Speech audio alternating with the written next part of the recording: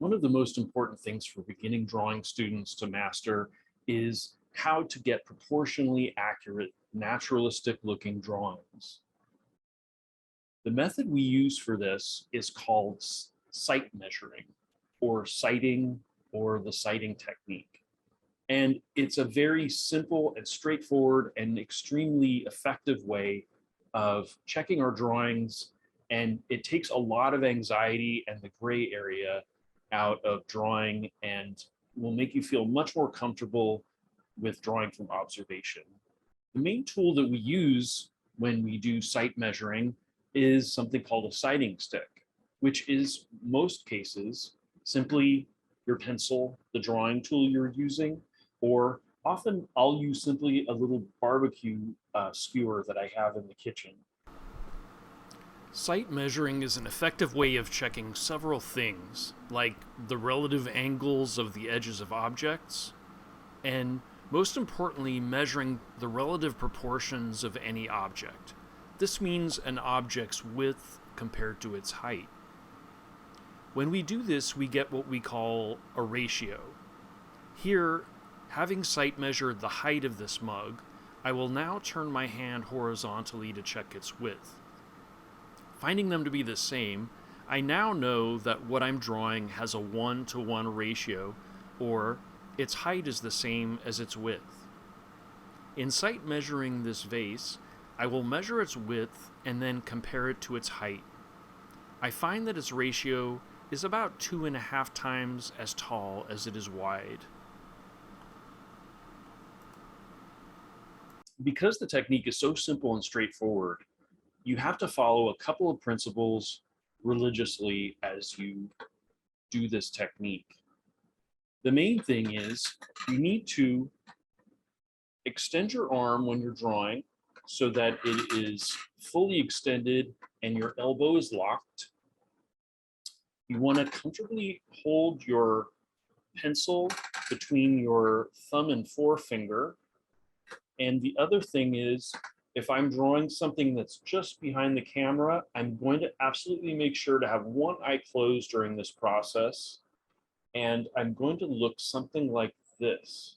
So basically, I'm looking down my thumb, down at the top of the pencil, at whatever it is I'm drawing. So this basic body posture is really important in this simple procedure in the sighting method. In setting out to draw this green picture, I'm first going to sit back and scan the object in full. The core of the object seems to be the cylindrical part that holds the water, and the secondary parts are the handle and the spout. I'm now ready to apply some sight measuring. I've closed one eye, extended my arm all the way forward, and am lining up the top of the pencil with the top of the central part of the picture. Notice how I'm moving my thumb up on the pencil to mark off the bottom of the picture. I now have a unit of measure to compare to the width. I find that in this case, the height of this part of the picture is pretty much the same as its width, or that it has a 1-to-1 ratio. Next, using a very light touch, I'm going to sketch in the object with fast gestural lines. At this stage, I'm assuming that every line I make is absolutely expendable. Work faster than you can edit yourself, knowing that in the next step you will slow down and adjust the lines that you're putting in now. I now can go back to the drawing and look at what I've sketched. I take my pencil and line up the end of the pencil with the left side of the body of the picture, and then use my thumb and index finger to mark off the right side.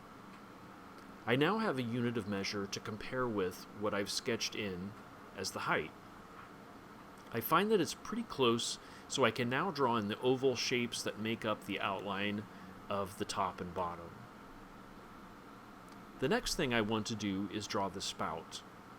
Now, to see just how far the spout juts out, I've decided to compare it to how far the width of the body of the picture is. In this case, the spout sticks out from the body only slightly more than the width of the body of the picture. So I can now go to where I sketched in the spout originally and start to get more specific.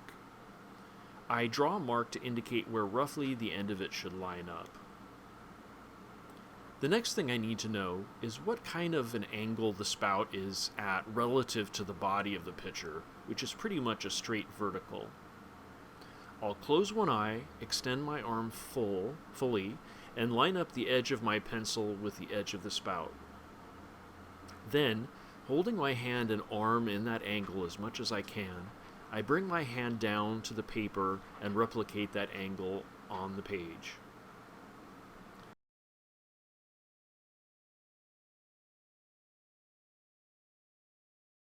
There is another angle defined on the head of the spout, and so I again close one eye, extend my arm fully, and this time I will line up the edge of the pencil with the end of the spout.